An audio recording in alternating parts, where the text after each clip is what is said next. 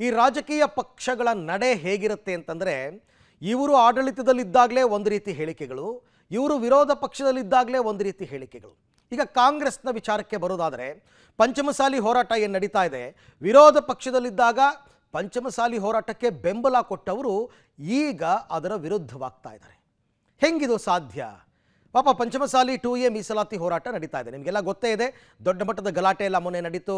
ಬೆಳಗಾವಿಯ ಸುವರ್ಣಸೌಧದ ಮುಂಭಾಗದಲ್ಲಿ ಮುತ್ತಿಗೆ ಹಾಕೋದಕ್ಕೆ ಪ್ರಯತ್ನ ಪಟ್ಟಿದ್ದರು. ಈಗ ನಿನ್ನೆ ಮುಖ್ಯಮಂತ್ರಿ ಸಿದ್ದರಾಮಯ್ಯನವರ ಒಂದು ಹೇಳಿಕೆ, ಅವರ ನಡೆ ಏನು ಅಂತಕ್ಕಂಥದ್ದು ಗೊತ್ತಾಗ್ತಾ ಇದೆ.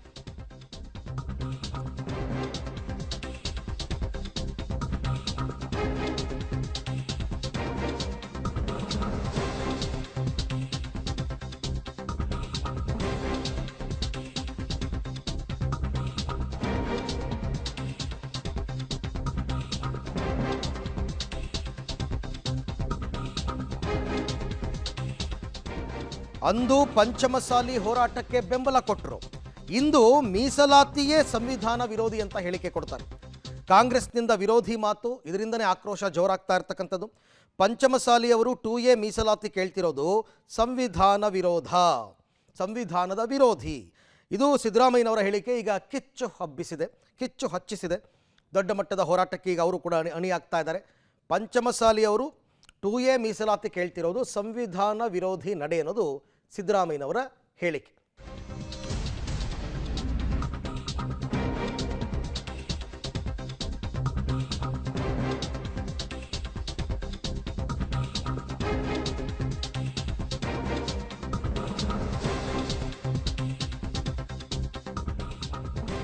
ಇನ್ನು CM ಹೇಳಿಕೆಯಿಂದ ಪಂಚಮಸಾಲಿಗಳಿಗೆ ಈಗ ನಿರಾಸೆಯಾಗಿದೆ. ಕೊನೆಗೆ ಅವ್ರು ಯಾವ ಹಂತಕ್ಕೆ ಬಂದಿದ್ದಾರೆ ಅಂತಂದರೆ, 2A ಒಳಗಡೆ ಮೀಸಲಾತಿ ಕೊಡದಿದ್ರೂ ಪರವಾಗಿಲ್ಲ, ನಮ್ಮನ್ನು 2Aಗೆ ಸೇರಿಸದೇ ಇದ್ರೂ ಪರವಾಗಿಲ್ಲ, ಬೊಮ್ಮಾಯಿ ಸರ್ಕಾರ ಕೊಟ್ಟಿದ್ದ ಮೀಸಲಾತಿಯನ್ನಾದರೂ ಕೊಡಿ ಅಂತ ಕೇಳೋದಕ್ಕೆ ಶುರು ಮಾಡಿದ್ದಾರೆ. ಬಸವರಾಜ ಬೊಮ್ಮಾಯಿ ಅವರು ಮುಖ್ಯಮಂತ್ರಿ ಆಗಿದ್ದಾಗ ಅವರೊಂದು ಕಾನ್ಫಿಗರ್ ಮಾಡಿದರು, ಅಂದರೆ ಯಾವ್ಯಾವ ಸಮುದಾಯಗಳನ್ನ ಯಾವ್ಯಾವುದಕ್ಕೆ ಸೇರಿಸಬೇಕು ಅಂತ. ಅದರ ಪ್ರಕಾರ ಪಂಚಮಸಾಲಿಗಳನ್ನು OBCಗೆ ಸೇರಿಸಿ ಅವರಿಗೆ ಮೀಸಲಾತಿ ಕೊಡೋಣ ಅಂತಕ್ಕಂಥ ಲೆಕ್ಕಾಚಾರ ಇತ್ತಲ್ಲ, ಅದನ್ನಾದರೂ ಕೊಡಿ ಅಂತ. ಜಯಮೃತ್ಯುಂಜಯ ಸ್ವಾಮೀಜಿಗಳಿಂದ ಸರ್ಕಾರಕ್ಕೆ ಈಗ ಡಿಮ್ಯಾಂಡ್, ಪಂಚಮಸಾಲಿಗಳನ್ನು OBCಗೆ ಸೇರಿಸೋದಕ್ಕೆ ಕೇಂದ್ರಕ್ಕೆ ಶಿಫಾರಸು ಮಾಡಿ ಅಂತ ಜಯಮೃತ್ಯುಂಜಯ ಸ್ವಾಮೀಜಿಗಳು ಸರ್ಕಾರಕ್ಕೆ ಆಗ್ರಹ ಮಾಡಿದ್ದಾರೆ.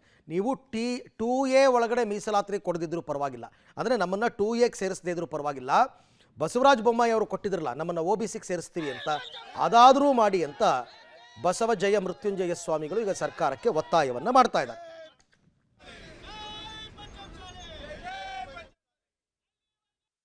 3B ಇಂದ 2Aಗೆ ಸೇರಿಸಬೇಕು ಅಂತೇಳಿ ಹೋರಾಟವನ್ನು ಮಾಡ್ತಾ ಇದ್ದಾರೆ. ಅದು ಸಂವಿಧಾನಕ್ಕೆ ವಿರುದ್ಧವಾಗಿದೆ. ನಾನು ಯಾರನ್ನೂ ಎದುರಿಸಲ್ಲ, ನಾನು ಪಂಚಮಶಾಲಿಗಳಿಗೆ ಸಮಾಧಾನ ಪಡಿಸಕ್ ಮಾಡಿದ್ರು ಅಥವಾ ರಾಜಕೀಯ, ನನ್ನ ಪ್ರಕಾರ ರಾಜಕೀಯ ಮಾಡಿದ್ರು. ಮುಸಲ್ಮಾನರನ್ನ ನಮ್ಮ ವಿರುದ್ಧ ಎತ್ಕಟ್ಟಕ್ಕೆ ಅವ್ರಿಗೆ 4% ಕೊಟ್ಟಿದ್ದು ಮೊಯ್ಲಿಯವ್ರ ಕಾಲದಲ್ಲಿ ಕೊಟ್ಟಿದ್ದು. ಮೊಯ್ಲಿಯವ್ರ ಕಾಲದಿಂದ ಇದ್ದದನ್ನ ಈಗ ರದ್ದು ಮಾಡಿಬಿಡೋದು ಅಂತಂದ್ರೆ ಉದ್ದೇಶ ಏನು? ನಮ್ಮ ಜನಾಂಗಕ್ಕೆ ಮೀಸಲಾತಿ ಕೊಡುವಂಥ ಪಕ್ಷಗಳು, ನಮ್ಮ ಜನಾಂಗಕ್ಕೆ ಗೌರವ ಕೊಡುವ ಪಕ್ಷಗಳು ಯಾರಿರ್ತಾರೋ ಆ ಸಂದರ್ಭದ ಅವ್ರನ್ನ ಆಶೀರ್ವಾದ ಮಾಡೋ ಪ್ರಯತ್ನ ಮಾಡಿದ್ರು. ನೋಡ್ರಿ, 30 ವರ್ಷಗಳಿಂದ ಈ ಹಕ್ಕೊತ್ತಾಯ ಪತ್ರವನ್ನು ನಮ್ಮ ಹಿರಿಯರು ಕೊಡ್ತಾಯಿದ್ರು. ನಾನು ಈ ಜನಾಂಗದ ಗುರುಗಳಾಗಿ 2008ಕ್ಕೆ ಜವಾಬ್ದಾರಿ ಇದ್ದು, ಅಲ್ಲಿಂದ ಇಲ್ಲಿವರೆಗೂ ನಿರಂತರ ಹೋರಾಟ ಮಾಡ್ತೀನಿ. ಜಗದೀಶ್ ಶೆಟ್ಟರ್ ಸರ್ಕಾರ ಇದ್ದಾಗ ಉಪಸಮಿತಿ ರಚನೆ ಆಗಿತ್ತು. ನೀವು ಬಂದ ಮೇಲೆ ಕಾಂತರಾಜ್ ವಿರುದ್ಧ ಆಯೋಗ ಮಾಡಿರಲ್ಲ, ನಮ್ಮ ಅರ್ಜಿನ ಅವತ್ತು ತಿರಸ್ಕಾರ ಮಾಡಿರಿ. ಅವತ್ತೇ ನೀವು ನಮ್ಮ ಸಮಾಜಕ್ಕೆ ವಿರೋಧಿಗಳಂತ ಗೊತ್ತಾಗಿತ್ತು. ಆದರೂ ಹಕ್ಕು ಬಿಡಬಾರ್ದಂತ ಹೋರಾಟ ಮಾಡಕತ್ತೀವಿ.